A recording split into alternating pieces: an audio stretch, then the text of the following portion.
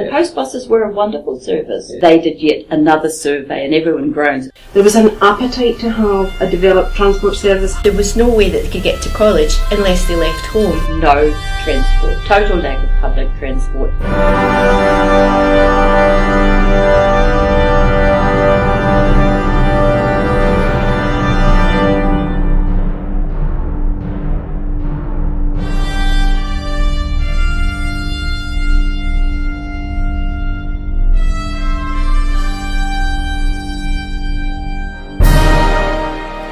Stardate 2015. These are the voyages of T4T, Transport for Tongue. Our mission? To boldly go to Tongue, Melness and Skera.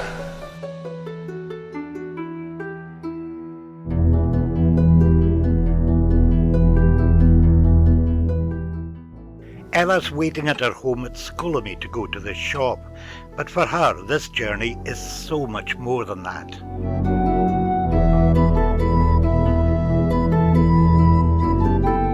Do you want me to post them for you, Ella? Aye, please, aye. We'll do them then, all the way through, so we'll be alright then.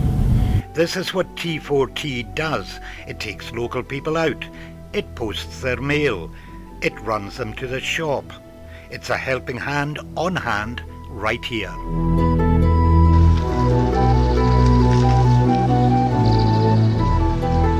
And then there's also the flexibility involved in the transport.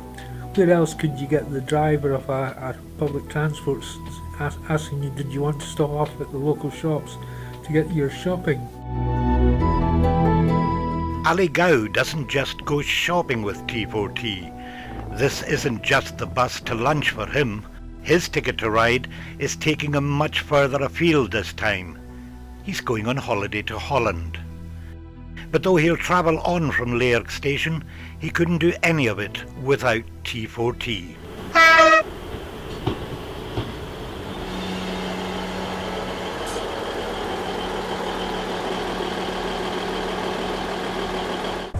Some people, of course, aren't quite going as far as Ali.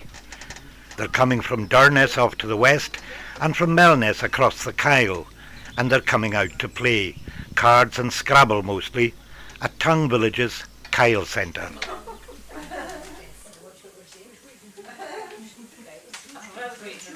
North Coast Connection is a registered charity. We run a community wellbeing hub based at the Kyle Centre in Tongue. We have a service level agreement with NHS Highland to provide a community lunch club with health promoting activities 3 days a week, and we have a contract with Transport for Tongue to provide the transport to the Kyle Centre.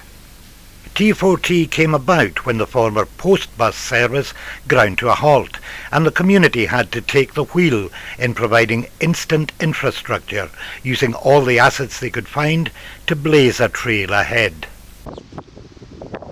For everyone concerned, it was a drive into the unknown. When I look back now, and when we saw the first wee red car, which was after the lifts happened and we had the actual community car, it was so exciting to see it around, and it's now of course gone so much more with all the buses, and it's expanded so much, and with having the depot down the road there. And these are the people who made it happen: a former nurse, an ex-banker, and a man who used to be an HR manager.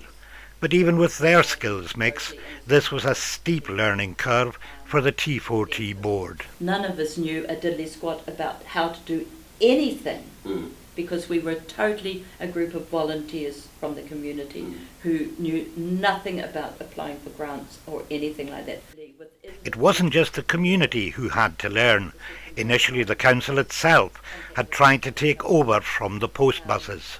They put on 40-seater coaches to go around these single track roads and on what days of the week, and no one was consulted about the time of day. We thought we had the opportunity to devise and put forward to council. We've consulted with the community. This is what the community would like, and we can deliver it. In some way we had done nothing of that. So the council handed it over to the community via T4T.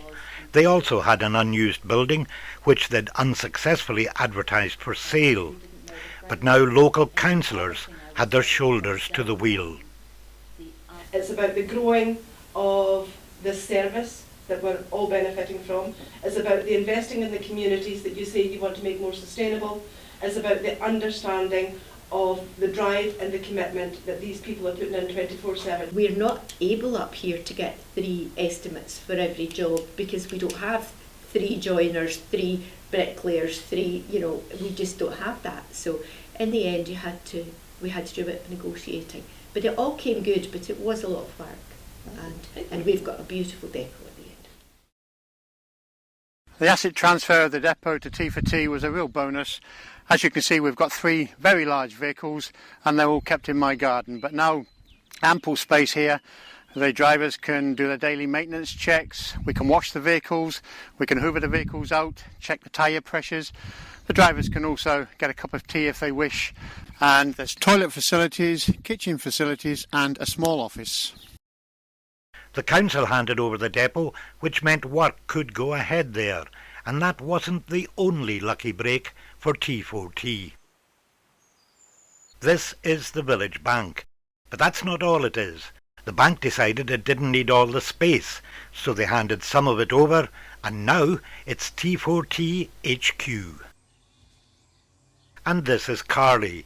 She was taken on first as an intern. Now she's a permanent employee. Hello, Transport for Town. How can I help you? Being able to work at T4T and live at home just now, it removes a lot of the stress from job hunting. If I have to be living away somewhere instead of just being able to go back home. And don't think that means she's just developing one skill. This isn't just your ordinary 9 to 5. She's Captain Carly on the bridge of the Starship T4T. There's no shortage of things for her to do here at headquarters. On a day-to-day basis, I take all the bookings for the bus, so I'll answer the phone, take any messages from the customers, and then either let the drivers know what passengers to expect, or if it's door-to-doors, then I need to arrange the drivers for that. Being in the office, it's also a good central point, so anybody who's renewing their membership or that can come in and pay me that instead of having to track down a driver to give that to instead. At 10 o'clock in the morning. Yeah, no problem. I'll get a car arranged for you for then. Okay, see you tomorrow. Cheers, bye-bye.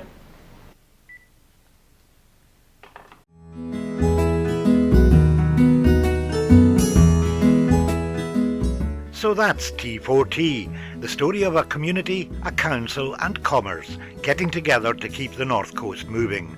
This is what the road ahead looks like.